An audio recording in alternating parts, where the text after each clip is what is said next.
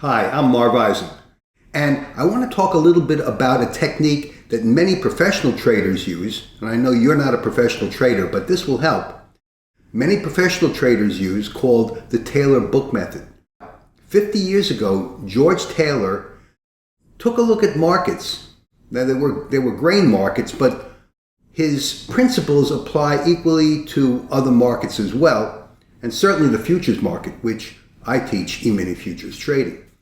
Taylor observed that market cycles were comprised of a buy day, a sell day, and a sell short day.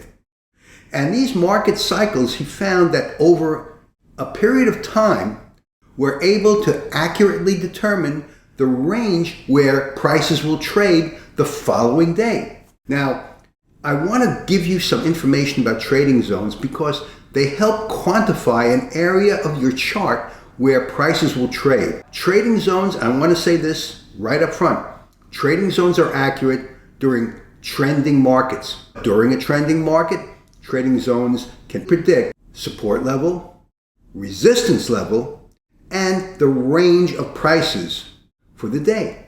So without getting into it more technically, let me give you some examples. Good morning, everyone. Marv Eisen here from Timeless Dollar, and today is Friday, August 27th. And today I want to do something a little different. I want to zero in on what I call trading zones. Now, the reason that you're watching a trading video is to become a better trader, right? But what you're really looking for, what you really want, is someone to tell you where the market is going to trade.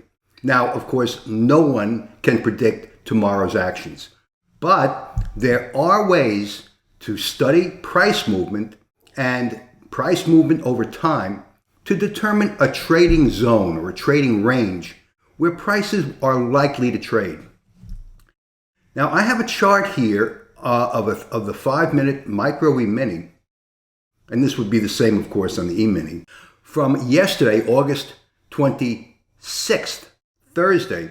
And there are a few things about this chart that I don't want to go into it first, but the main thing that I want to point out is this blue rectangle that I have on this chart.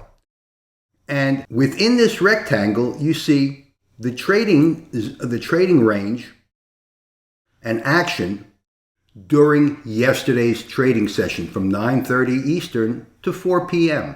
What you need to know about this rectangle is that I created this before the market opened. That's right, I created this before 9:30 yesterday, this blue rectangle. And within that rectangle, as you can see, the market did indeed trade within this range of support and resistance. But the important thing that I want you to know, that I created this trading zone before the market opened. This can be an important consideration for all of you who are looking to become better traders and to determine where the market should trade.